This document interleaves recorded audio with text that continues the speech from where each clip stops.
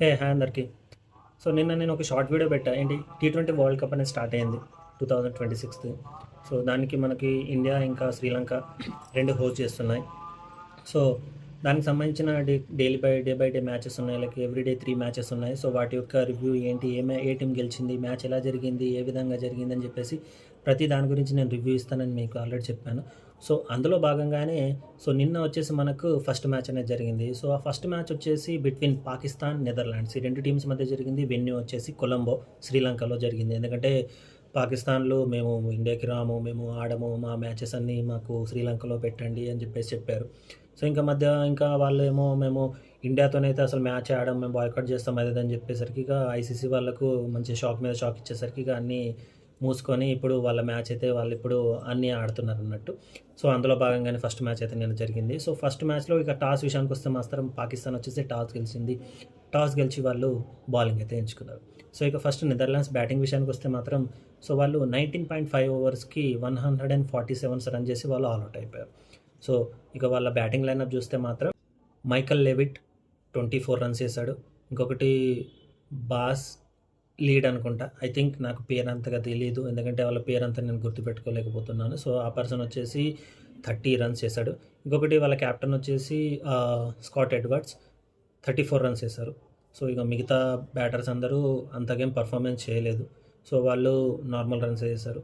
So ఇలా total 19.5 ఓవర్స్లో 147 runs చేసి వాళ్ళు ఆల్అౌట్ అయిపోయారు. ఇక పాకిస్తాన్ బౌలింగ్ విషయానికి వస్తే మాత్రం వాళ్ళ యొక్క ప్రీమియర్ బౌలర్ ఎవరైతే ఉన్నారో, నేను చాలా ప్రీమియర్ బౌలర్ అనుకునే పర్సన్కి ఒక వికెట్, అదే షాహిన్ అఫ్రీద్కి ఒక వికెట్ మాత్రమే పడింది. ఇంకొక బౌలర్ సల్మాన్ మిర్జాన్కి వచ్చేసి లైక్ అరౌండ్ 3.4 ఓవర్స్ వేసాడు, 3 వికెట్స్ తీసుకున్నాడు, వెల్ బౌలింగ్. సైమ్ ఆయుబ్ అనుకుంటా 2 వికెట్స్ పడ్డాయి. ఇంకొకటి అహ్మద్కి కూడా 2 వికెట్స్ పడ్డాయి. సో ఇలా నెదర్లాండ్స్ వాళ్ళు టోటల్ 19.5 ఓవర్స్లో వాళ్ళు 147కి ఆల్అౌట్ అయిపోయారు. సో ఇక ఈ 147 రన్స్ వచ్చేసి మాకు అసలు జుజుబి, ఇలా ఈ విధంగా అసలు ఈ స్కోర్ని అయితే మేము ఇండియా లెక్క 10 ఓవర్స్లో మేము కొట్టి పక్కన పెట్టేస్తాం అన్నట్టు ఆ ఊపిలో పాకిస్తాన్ వాళ్ళు బ్యాటింగ్ అనేది దిగారన్నమాట.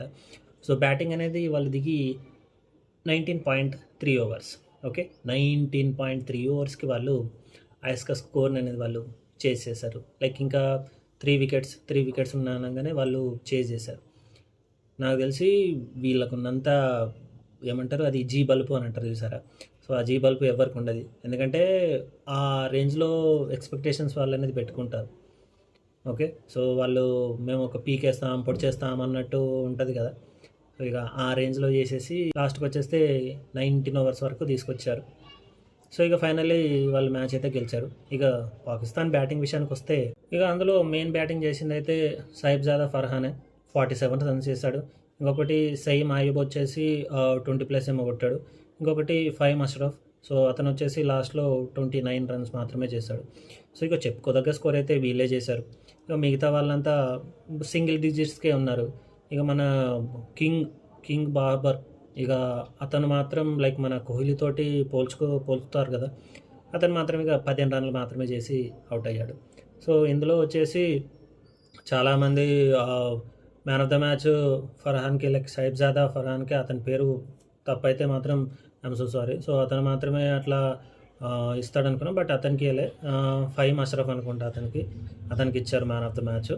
సో ఇక ఈ మ్యాచ్ అయితే ముందు చెప్పినట్టుగానే 19.3 ఓవర్స్లో 148 రన్స్ వేసేసి పాకిస్తాన్ అయితే ఈ మ్యాచ్ అనేది గెలిచింది.